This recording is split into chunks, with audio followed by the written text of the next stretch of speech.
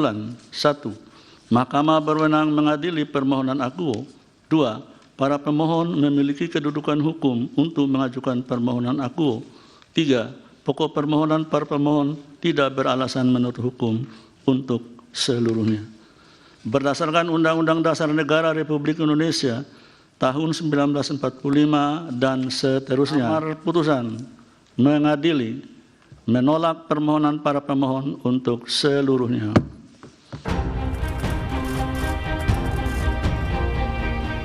Mahkamah Konstitusi akhirnya memutuskan menolak gugatan uji materi syarat batas umur Capres-Cawapres. Gugatan yang diajukan sejumlah pihak, termasuk Partai Solidaritas Indonesia ini, meminta batas usia Capres-Cawapres tidak lagi 40 tahun, seperti yang diatur dalam Undang-Undang Pemilu. Putusan Mahkamah Konstitusi ini menjadi momen yang ditunggu banyak pihak. Pasalnya, gugatan ini ditengarai menjadi jalan bagi putra sulung Presiden Jokowi, Gibran Rakabuming Raka, untuk melaju di Pilpres 2024. Sekilas, putusan ini terlihat menutup jalan bagi Gibran. Tapi ternyata ada putusan lain yang menyebut Capres atau Cawapres bisa berusia di bawah 40 tahun jika pernah atau sedang menduduki jabatan sebagai kepala daerah. Posisinya sebagai wali kota Solo saat ini memastikan Gibran bisa melaju di Pilpres 2024. Kita hormati keputusan MK ya. Nanti urusan-urusan klausul apa dan lainnya tanya ke MK, tanya ke pakar hukum, tanya ke penggugatnya. Buat sekali-sekali penggugatnya ya diwawancara gitu loh ya. Sering berstatement banyak yang memberikan penawaran. Gitu loh. Ya silahkan memberikan penawaran. Tapi ya tunggu keputusan saya juga dong. Ya. Sementara itu, Presiden Jokowi enggan memberikan komentar terkait putusan tersebut. Mengenai putusan MK, silahkan ditanyakan ke Mahkamah Konstitusi. Jangan saya yang berkomentar. Silahkan juga pakar hukum yang menilainya. Saya tidak ingin memberikan pendapat atas putusan MK, nanti bisa disalah mengerti seolah-olah saya mencampuri kewenangan yudikatif. Kemudian Pak, Mas Gibran akan maju sebagai calon wakil presiden ya Pak? Pasangan capres dan cawapres itu ditentukan oleh partai politik atau gabungan partai politik. Jadi silahkan tanyakan saja ke partai politik, itu wilayah parpol. Pasca putusan MK, Partai Gerindra pun menjadi sorotan. Hal ini karena Gibran belakangan disebut-sebut sebagai calon potensial cawapres Prabowo Subianto. Partai Gerindra pun mengaku telah berkomunikasi dengan Gibran setelah Mahkamah Konstitusi memutus soal gugatan batas umur Capres dan Cawapres.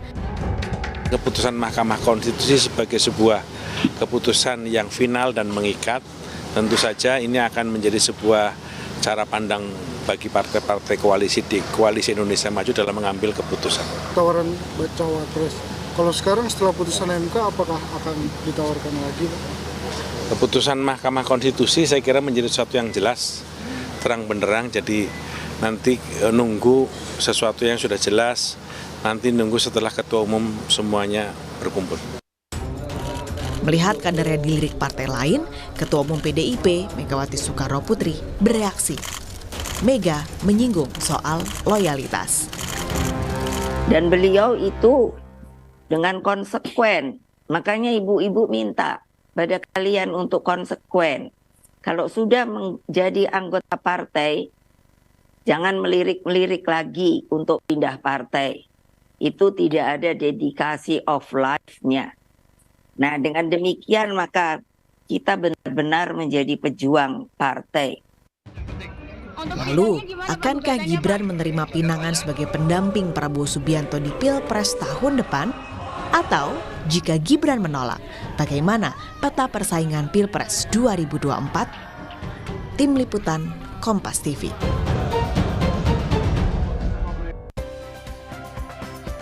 Saudara, putusan Mahkamah Konstitusi terkait dengan persyaratan Capres-Cawapres ini menuai polemik. Putusan ini dinilai membuka jalan bagi putra sulung Presiden Jokowi, Gibran Rakabuming Raka, untuk melaju di Pilpres 2024. Lalu apa yang harus dikritisi dari putusan ini? Lalu benarkah putusan ini membuat peta baru persaingan di Pilpres 2024? Kita bahas bersama dengan sejumlah narasumber kita di pagi hari ini. Sudah ada pengamat politik dari Universitas Al-Azhar Indonesia, Kang Ujang Komarudin. Assalamualaikum Kang Ujang. Dan juga ada Ketua DPP dari PDI Perjuangan, Eriko Sutarduga. Bang Eriko, selamat pagi Bang Eriko. Selamat pagi, Assalamualaikum seluruh pemirsa Adisti dan juga Kang Ujang. Oke, dan juga ada Ketua DPP dari Partai Amanat Nasional, Bang Saleh Partaonan Daulay. Selamat pagi Bang Saleh.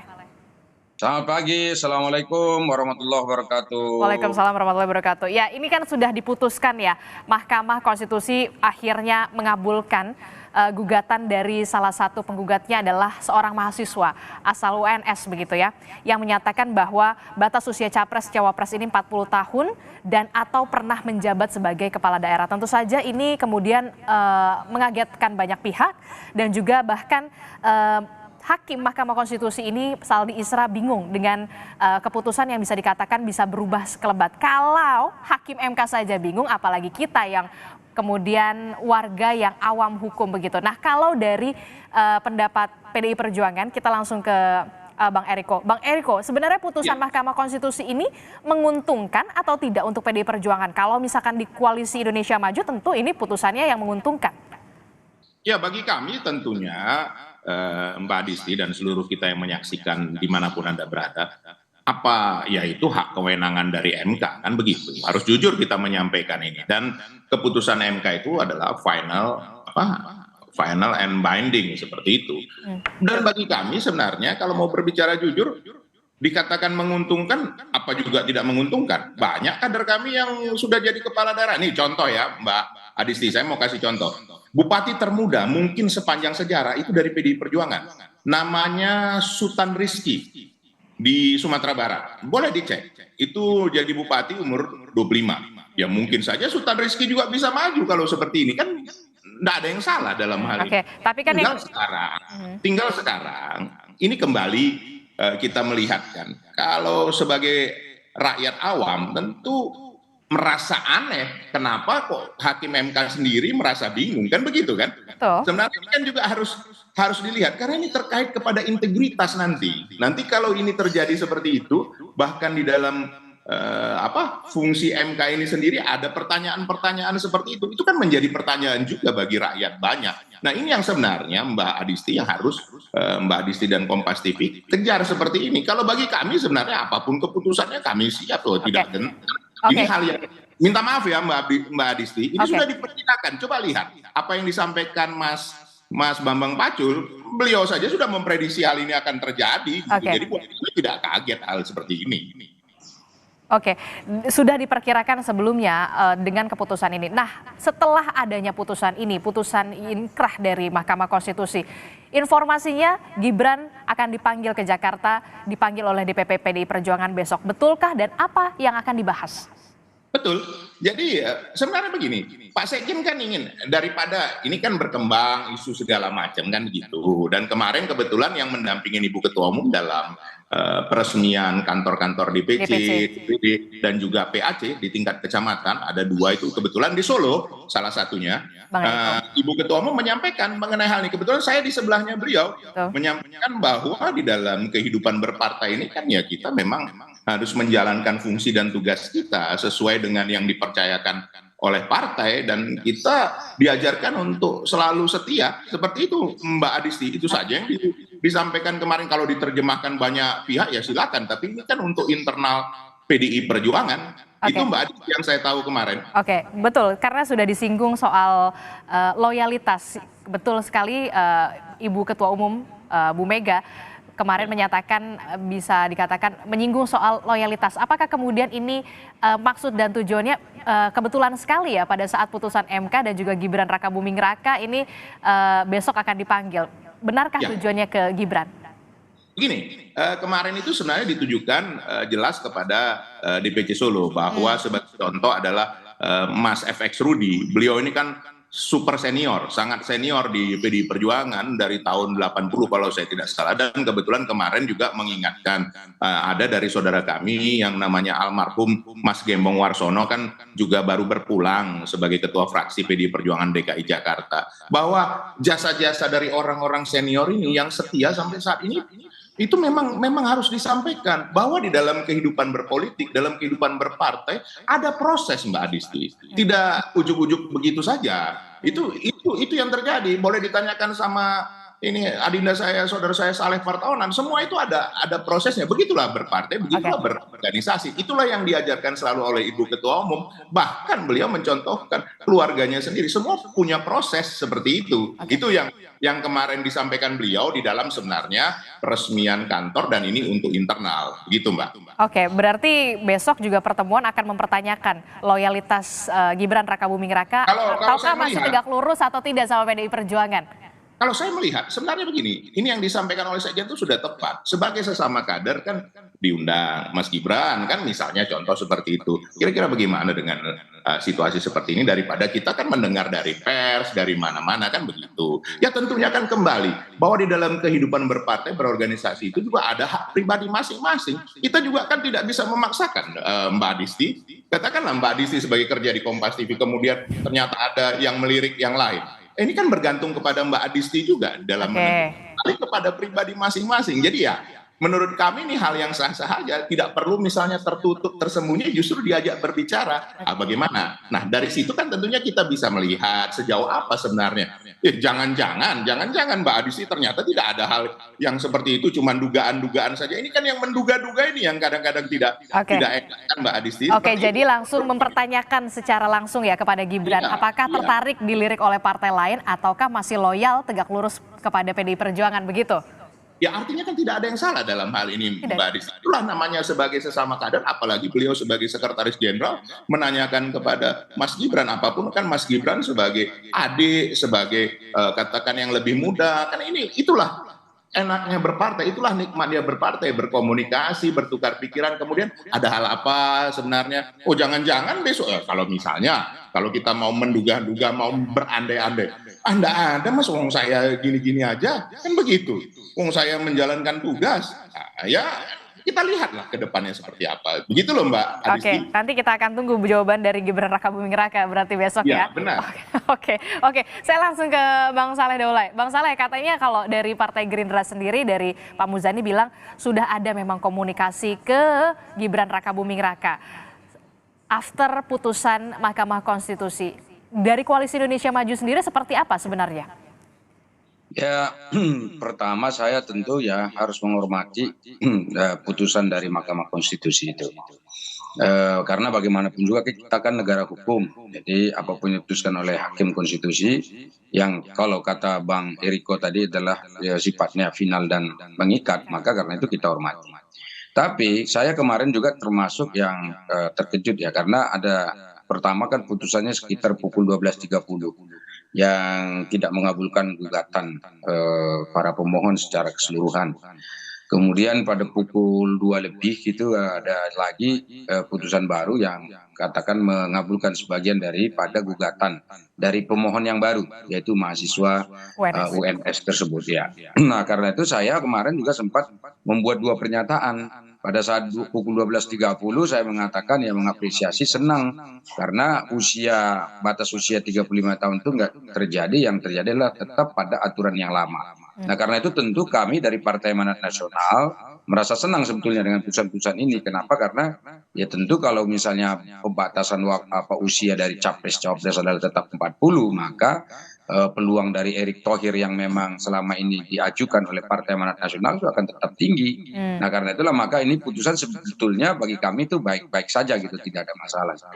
Tetapi karena ada putusan yang kedua yang katakanlah berarti menutup ataupun mengganti putusan yang pertama, maka diperbolehkan yang usia 35 tahun. Nah ini jadi muncul pertanyaan kepada kami misalnya, bagaimana nanti kalau misalnya Gibran ditawari untuk menjadi cawapresnya Pak Prabowo. Nah, kalau saya tentu pertama tidak mau mencampuri dulu nih urusannya PDI Perjuangan dalam konteks misalnya kader dan pencalonan capres cawapresnya. Karena apa? Karena ya tadi tentu nanti kita lihat bagaimana dinamika yang terjadi di PDI Perjuangan tanpa harus kita intervensi.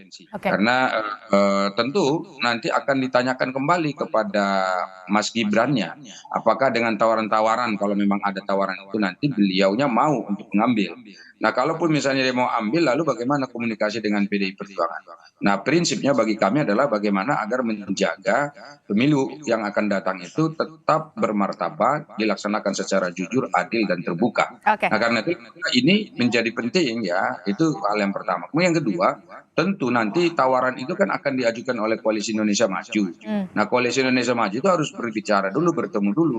Nah, sampai putusan kemarin dikeluarkan oleh Mahkamah Konstitusi, ketua-ketua umum partai politik kan belum bertemu. Termasuk diantaranya ketua umum kami, yaitu Ketua Umum Partai Amanat Nasional, Bang Zulkifli Hasan, itu sekarang sedang menemani Presiden Republik Indonesia untuk melakukan kunjungan ke Beijing dan Riyadh. Nah, kalau ke Beijing ya tentu hubungan bilateral ya, terkait dengan ekonomi dan politik.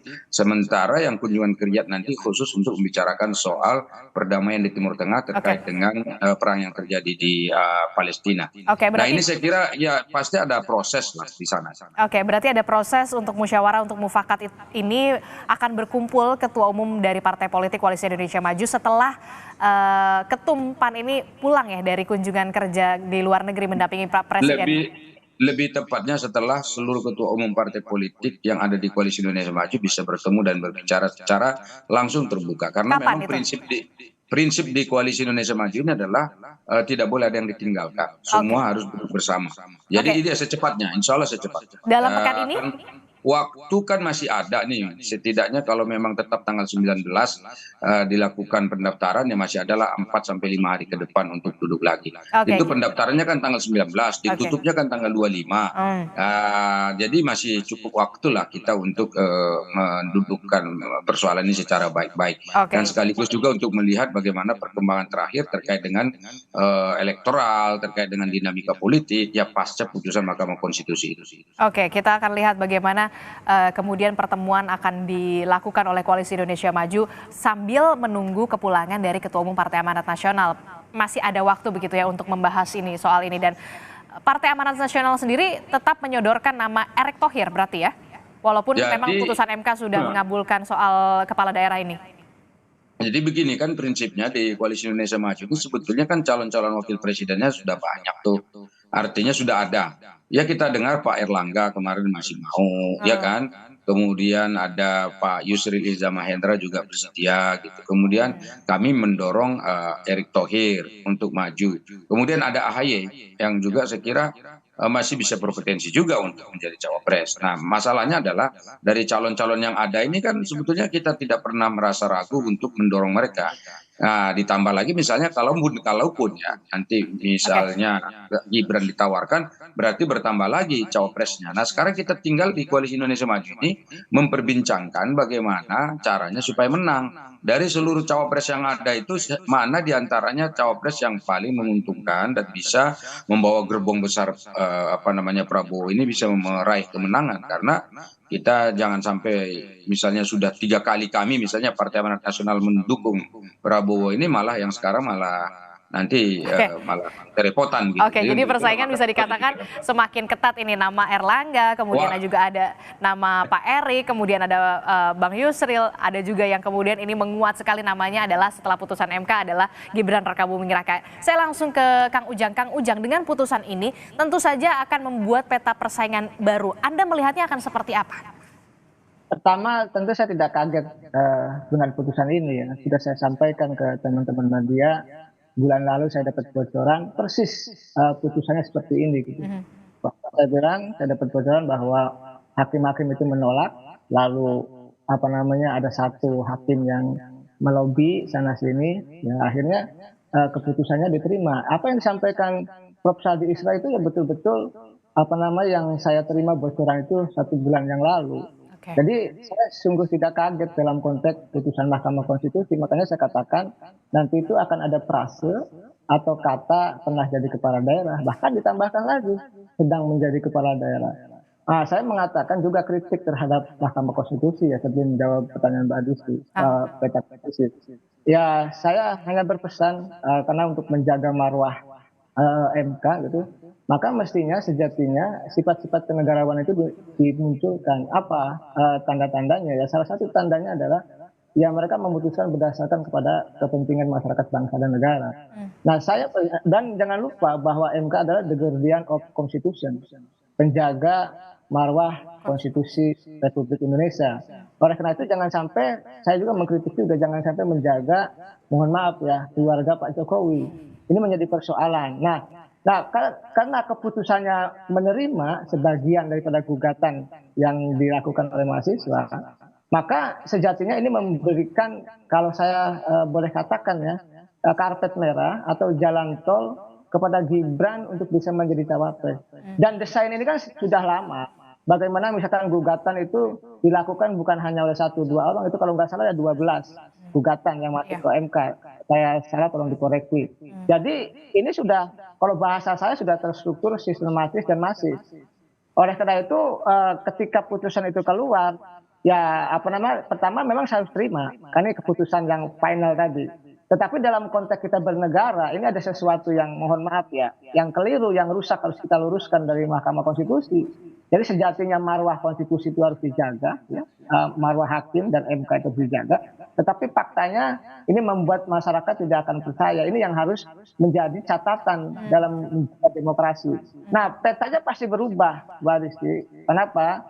Karena kalau Gibran itu punya peluang gitu ya, punya karpet merah, punya tol, lalu masuk ke Koalisi Indonesia Maju, agak sulit mohon maaf ya, kalau nanti misalkan Pak Zulhas menolak, Pak Prabowo menolak, lalu juga Pak Erlangga menolak. Karena ini kan Gibran ini kan membawa representasi dari ayahnya atau Pak Presiden atau Pak Jokowi.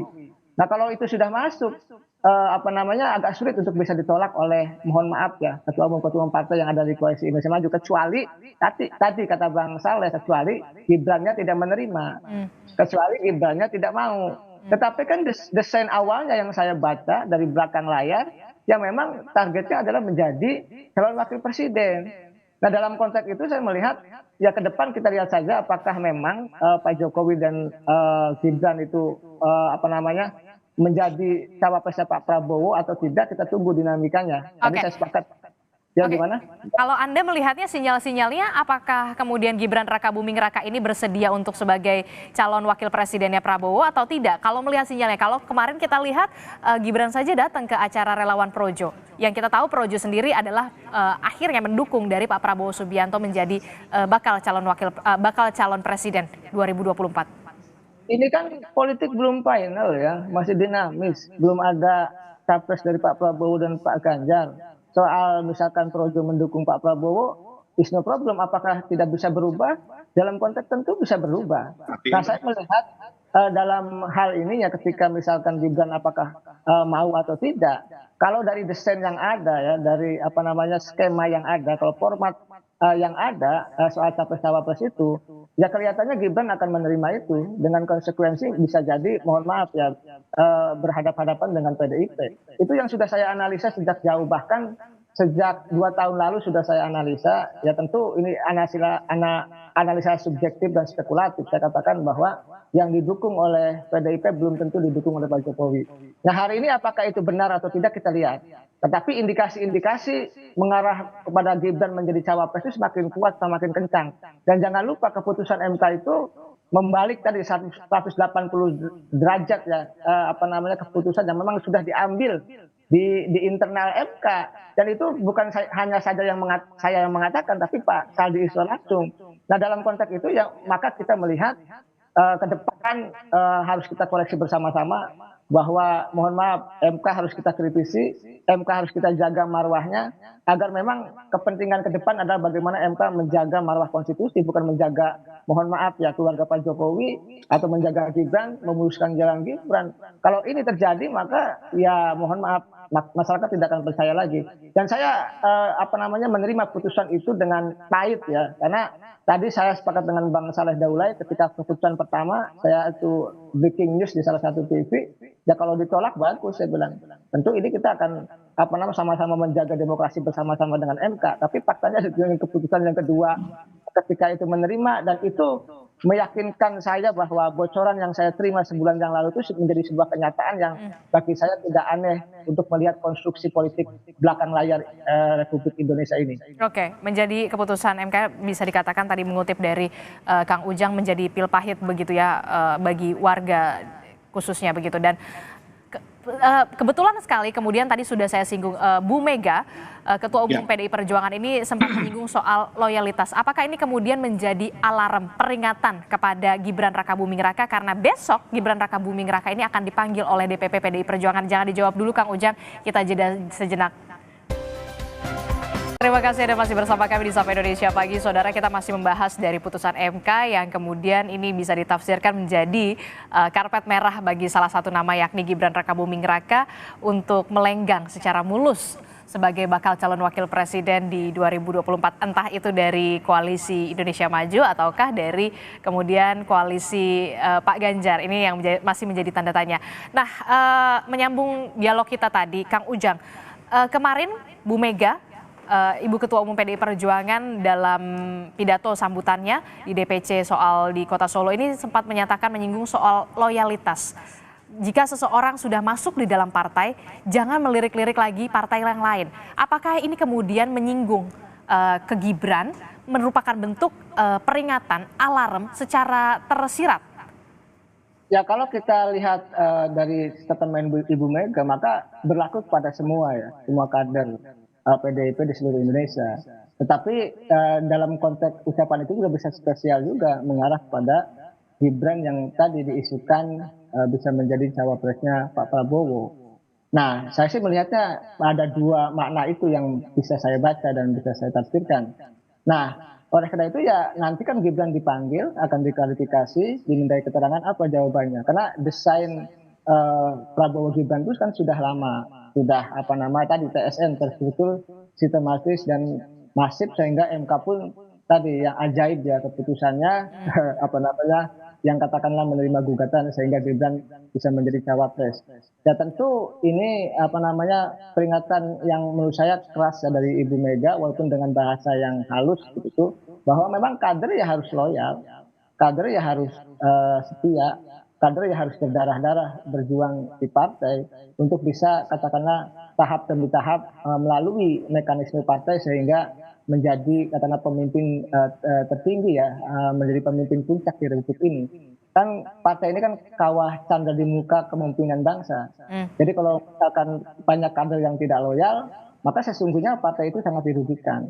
Nah makanya Bang Saleh itu, Bang Eriko, ada ini kan loyalis di partainya masing-masing dan beliau kan orang-orang hebat di partainya masing-masing. Biasanya orang yang loyal itu adalah orang-orang yang hebat. Nah dalam konteks Gibran ini saya mengatakan yang bisa jadi bahwa apa yang disampaikan oleh Ibu Mega adalah salah satu peringatannya kepada Mas Gibran dan tentu berlaku umum kepada seluruh kader PDIP. Oke, itu bisa menjadi peringatan keras untuk Gibran Rakabuming Raka. Nah kalau kita melihat juga, menyimak juga kembali, mereview kembali pernyataan Bu Mega kemarin juga menyatakan bahwa untuk urusan cawapres ini tunggu hak prerogatif saya keluar dari mulut saya karena ini merupakan kepentingan warga bukan anggota keluarga. Apakah ini kemudian juga menyinggung kembali soal itu?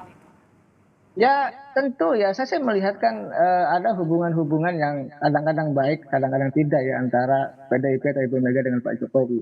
Banyak sekali Ibu Megawati mengkritisi sesuatu yang katakanlah dianggap yang kurang dari Pak Jokowi. Dan itu hal yang bagus-bagus saja ketika Ketua Umum Partai mengingatkan kadernya, mengingatkan petugas partainya untuk loyal, untuk menjaga kesetiaan, menjaga institusi partainya. Karena ini kan menjadi contoh dan teladan bagi rakyat Indonesia. Kalau contohnya baik artinya loyal akan menjadi nilai positif bagi partai. Tetapi kalau misalkan tidak loyal lalu pindah partai hanya kepentingan pragmatis, ini kan sungguh merugikan partai itu. Dan saya sih sepakat dengan Ibu Mega ya bahwa kita dimanapun siapapun ketika sudah memilih menjadi kader ya harus mati-matian setia untuk membela partai dan ikut keputusan partai apapun keputusan itu. Makanya saya katakan keputusan MK itu, saya pribadi sebagai akademisi ya sebagai pengamat, walaupun pahit saya terima, walaupun saya menolak dan mengkritisinya habis terkait dengan keputusan itu, tapi ya harus diterima. Begitu juga apa yang diputuskan oleh partai harus diterima. Oke, kita semua pasti harus menerima, tetap harus menaati apapun putusan dari Mahkamah Konstitusi. Nah, kalau melihat pernyataan dari Bu Mega ini soal kemarin menyinggung soal loyalitas, kemudian soal menyinggung cawapres ini adalah untuk kepentingan warga bukan anggota keluarga. Anda melihatnya hubungan antara Bu Mega dengan Pak Jokowi ini sudah mulai bisa dikatakan panas dingin atau seperti apa kalau Anda melihatnya? Saya kan dari beberapa tahun yang lalu selalu mengatakan hubungannya kan naik turun, panas adem gitu ya. Nanti akrab lagi, konflik lagi, dan itu terus terjadi. Dan itu kan ada jejak-jejaknya. Bahkan ya saya sebut jejak digital ya, pernyataan-pernyataan saya di teman-teman media, dan dalam konteks sejarah PDIP dan hubungan Pak Jokowi ya seperti itu. Dan terakhir kan dengan Kaisang menjadi ketua umum PSSI, PSI saja sudah jelas bahwa itu adalah, mohon maaf ya, dalam konteks tertentu melanggar ADRT yang sejatinya harusnya satu keluarga satu partai, walaupun dibantah kakaknya berbeda dan lain sebagainya. Tapi itu kelihatannya hanya bentuk komunikasi PDIP kepada publik agar ya positif lah kira-kira menjaga ruh partainya. Nah, saya meyakini apa yang disampaikan Ibu Mega adalah sebuah statement yang bijak ya untuk menjaga institusi kepartaian tadi agar menjaga loyalitas siapapun. Ya memang agak sulit ya, Pak Jokowi memang kelihatannya ingin landing, ingin soft landing. Tapi ya, tetapi kelihatannya agak gerabak-gerubuk gitu, agak ketakutan itulah yang membuat Pak Jokowi ya senggol sana senggol sini ya. Tadi agak tidak terlalu akrab misalkan dengan PDIP, tidak terlalu nyaman dengan PDIP, sehingga membuat garis sendiri, dan itu sesungguhnya bisa bertentangan dengan apa yang menjadi kebijakan PDIP. Tetapi itulah hubungan politik ya, hubungan manusia. Terkadang ya dalam satu rumah ya tentu ada saja yang tidak akrab, ada saja yang bandel gitu, ada saja yang tidak dalam menjaga marwah partai. Kalau saya sih sebagai masyarakat Indonesia ya, kalau saya berpartai harus loyal. Oke, Bang Eriko, Anda setuju dengan analisa dari Kang Ujang kalau ini merupakan peringatan yang bisa diutarakan oleh Bu Ketua Umum dalam balutan yang kemudian bijak begitu, lembut begitu sebagai seorang ibu, dan memang ya dalam satu keluarga bisa dikatakan kadang ribut, kadang akur. Seperti apa? Anda setuju dengan analisa Kang Ujang? Mbak Adisti, saya ini terpana terdiam. Saya lebih terkejut apa yang disampaikan Kang Ujang daripada keputusan MK itu. Kalau keputusan MK itu enggak ada kita terkejut. Sudah menduga hal itu terjadi gitu. Justru saya jujur sangat mengapresiasi. Saya jujur terharu Kang Ujang. Apalagi Kang Ujang memakai pakaian berwarna merah. Belum pernah saya lihat Kang Ujang seperti ini. Jujur Mbak Adisti, luar biasa. Terima kasih Kang Ujang. Saya melihat ada dua pengamat yang luar biasa, Kang Ujang sama Dinda Adipre itu berbicara apa adanya, tidak ada satu beban. Itulah yang benar yang disampaikan Kang Ujang.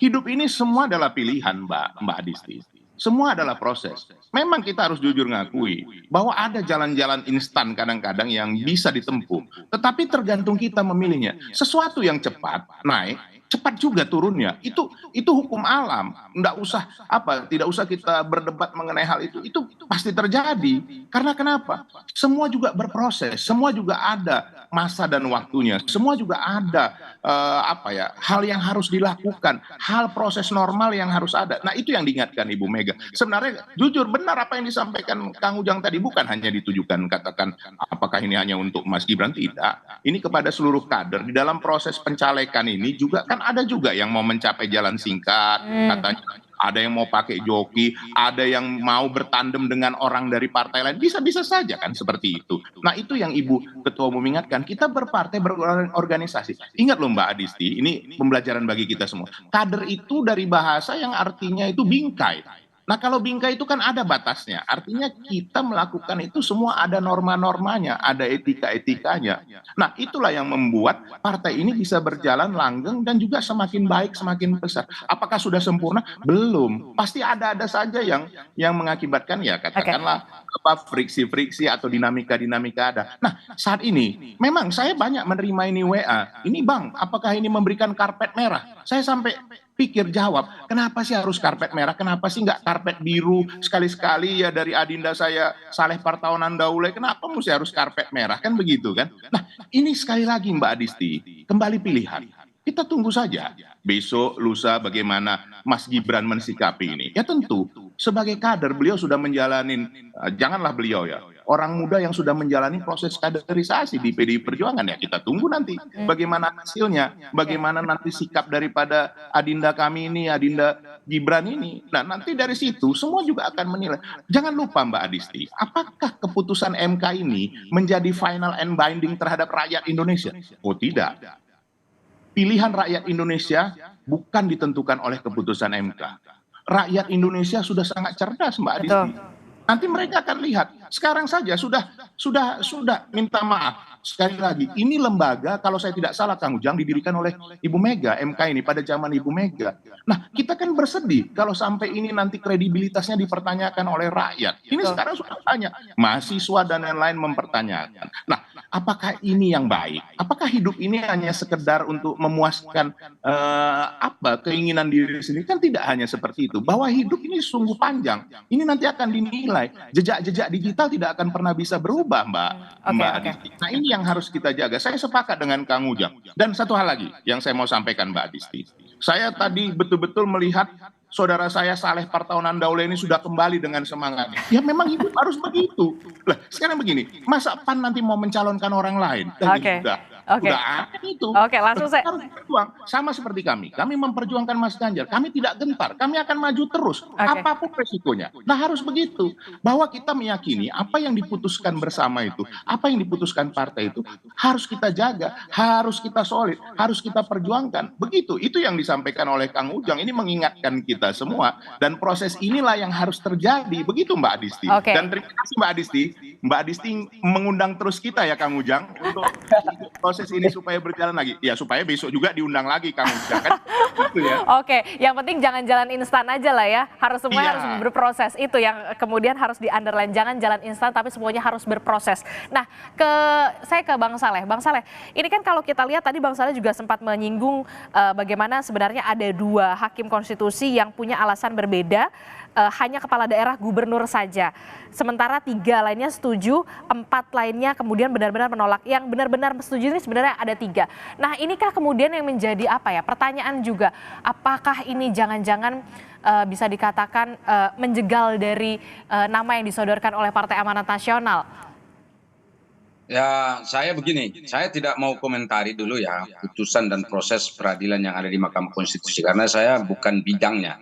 Saya bukan ahli hukum tata negara dan juga saya tidak ikut bagian dari yang pihak terkait di persidangan itu. Tetapi yang perlu saya jelaskan begini sebetulnya, kalau kita balik lagi, ini kan ujung-ujungnya kelihatannya Gibran ini seakan-akan sudah dipastikan akan menjadi cawapresnya Prabowo. Mengapa tidak dibalik misalnya? Kan bisa jadi jangan-jangan Gibran ini bisa juga menjadi cawapresnya Pak Ganjar gitu. Nah sekarang pertanyaannya apakah itu mungkin gitu. Nah teman-teman di PDI Perjuangan bisa menerima Gibran sebagai cawapres misalnya kan gitu. Supaya apa ini berimbang situasi diskusi kita ini. Jangan sampai misalnya ini begini Bang Eriko ya, kemarin kan ada salah seorang ketua umum partai politik karena dia melihat di koalisi ini nggak mungkin diangkat jadi cawapres langsung pindah lagi ke koalisi lain misalnya begitu.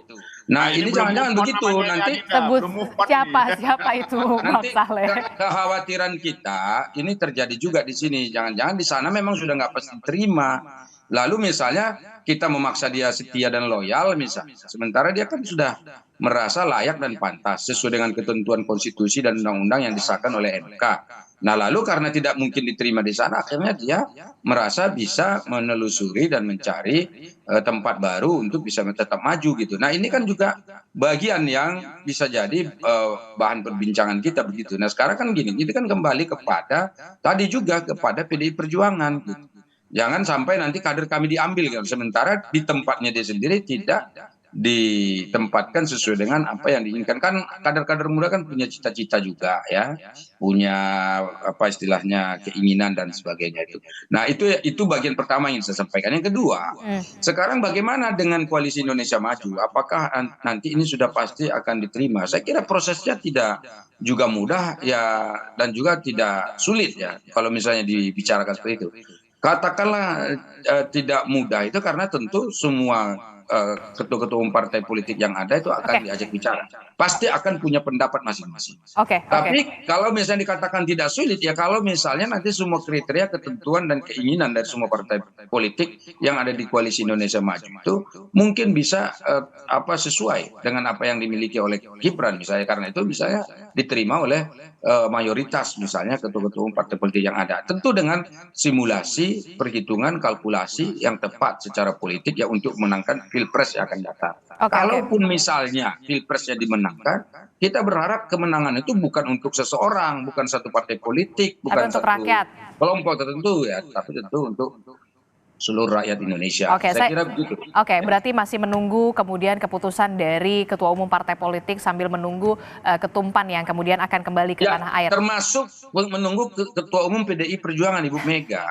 Ya untuk tadi, jangan-jangan kan ada diskusi lagi di sana. Nah itu dia. Saya langsung ke Bang Eriko berarti. Gibran jadi cawapresnya PDI Perjuangan. Cawapresnya Pak Ganjar. Gitu. Bang Eriko, gimana Bang Eriko? Betulkah kemudian ini yang menjadi pertimbangan juga jangan-jangan kemudian nama Gibran Rakabuming Raka juga akhirnya menjadi pendamping dari Pak Ganjar Pranowo, Bang Eriko? Kalau kami, tadi saya sudah sampaikan otokritik ke Bung Saleh Partaunan bahwa kita harus memperjuangkan calon kita kan begitu. Nanti kita lihatlah bagaimana. Tapi kemungkinan kan. Tapi ada kemungkinan kan pasti, apalagi di satu partai. Kalau di kami sudah mencalonkan Mas Ganjar Pranowo, calon presiden. Nah, apakah calon wakil presidennya juga dari PDI Perjuangan? Biarlah nanti Ibu Ketua Umum bersama seluruh ketua umum partai. Karena di kami, keputusan itu duduk sama rendah, berdiri sama tinggi. Itu terjadi di tahun 2019, seperti itu kondisinya. Apalagi sudah ada keputusan MK. Kami tentu akan memperjuangkannya, itu pasti. Nah, sekarang tinggal kembali. Kalau kita mau melihat rumput tetangga, seperti tadi Bung Saleh Partaunan melihat PDI Perjuangan, marilah berjuang bersama-sama. Kita lihatlah bahwa kita harus memperjuangkan kader kita untuk jadi. Itu yang paling utama. Untuk apa?